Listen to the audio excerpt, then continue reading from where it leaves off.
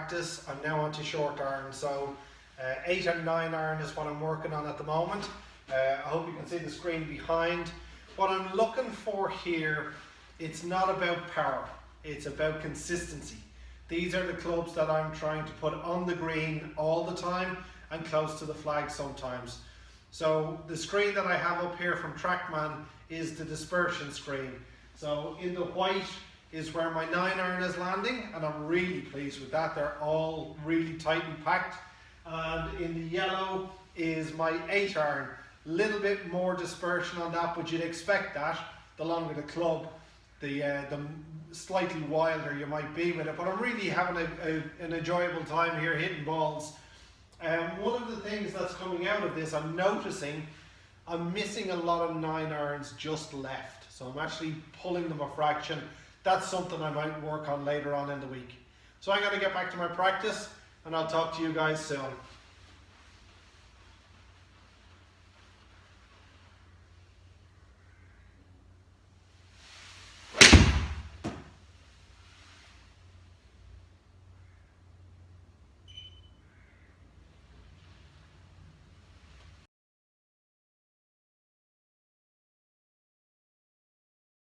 So 4 holes into my practice and it's been quite good. I'm playing with Ed.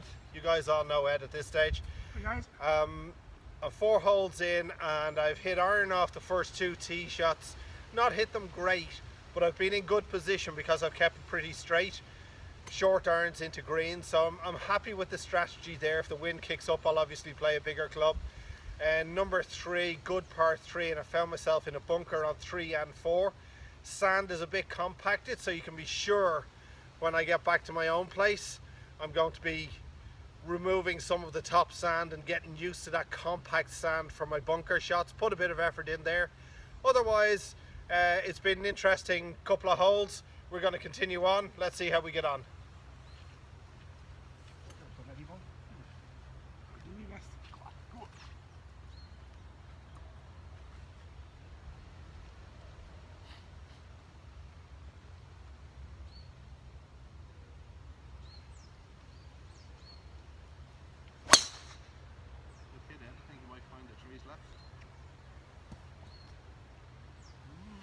Maybe.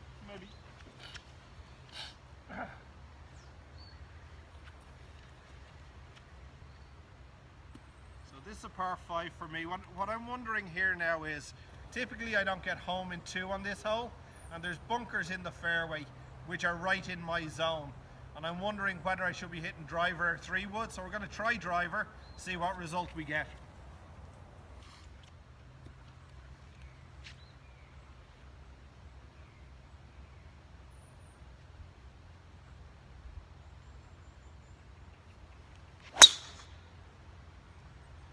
Well, we've hit one straight at the bunkers, so we're going to find out now if they're in my range or if I'm safe.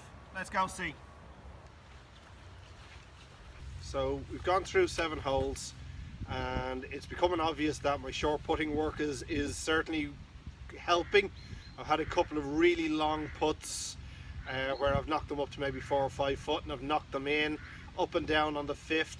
If I go back to the 5th hole, those bunkers were right in range, so come Saturday I'm going to have a think about whether I hit driver or 3 wood there. I didn't get home in 2 even off a decent drive, so I'm going to be looking at whether it's worth my while going for it with the driver on that hole. The other holes, as I thought earlier on, I'm being left with an awful lot of long putts, or missing the odd green, having to chip on. You got to make a lot of 5 and 6 footers here. You got to have really good distance control. So we're going to head on and see how we do through the rest of the front 9 and out into the back 9. So I'm through to hole 13 at this stage of par 5.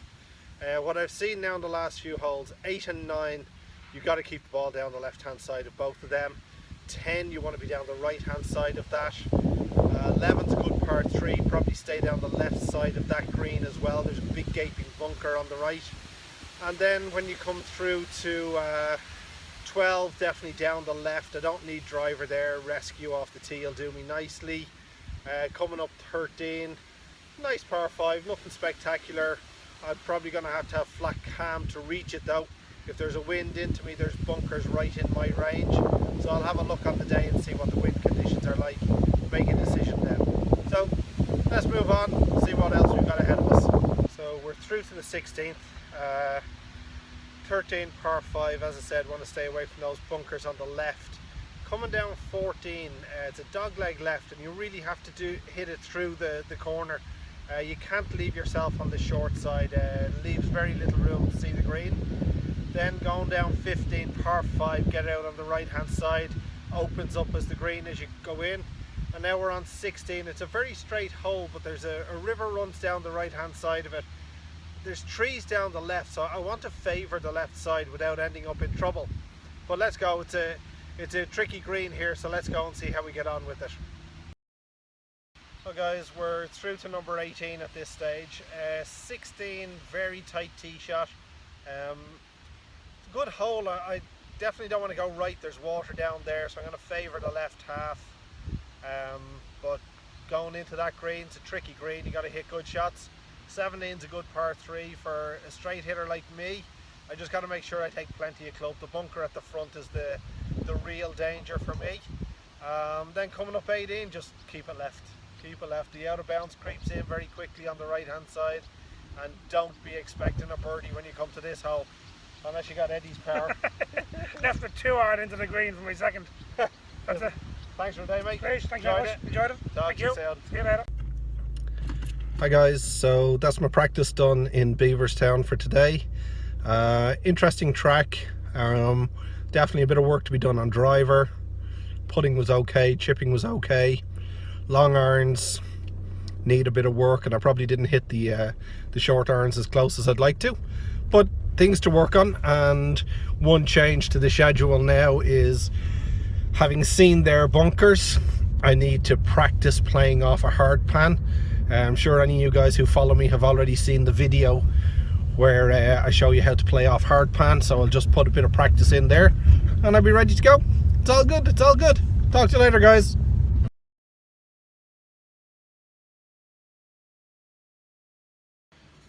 So I'm 4 days out from the Pro-am. Went and played yesterday. Possibly shouldn't have, because I have a bit of a head cold on me, but wanted to see the course, wanted to get a bit of a plan together. Noticed I am hitting it nowhere. Like, there's just no club head speed there, particularly with the driver. I was just powder puffing it. You'd swear I hadn't taken the head cover off. So what I'm going to do here now as part of my driver practice is literally just jump at the ball as hard as I can. Really start to loosen up the back a little bit and the shoulders. It's a while since I've played. Certainly don't hit drivers when I'm teaching. I might hit the odd pitch, but that's about it. So I need to get the body moving again, get a bit of stretch in the back. So one of the drills that I use from it is simply, you might have seen Porig do this, turning the club upside down and getting hand speed through impact. Getting plenty of rotation and plenty of hand speed into it, and then hit one or two.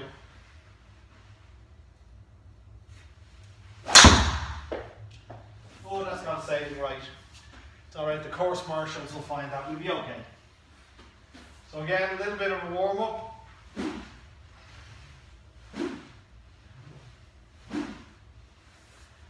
And then we're going to hit one. Try and put this one on planet Earth.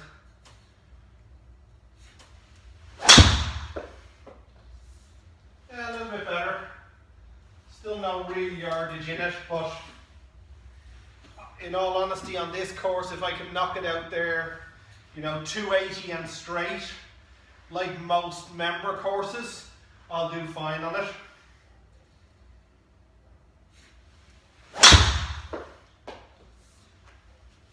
Going right again.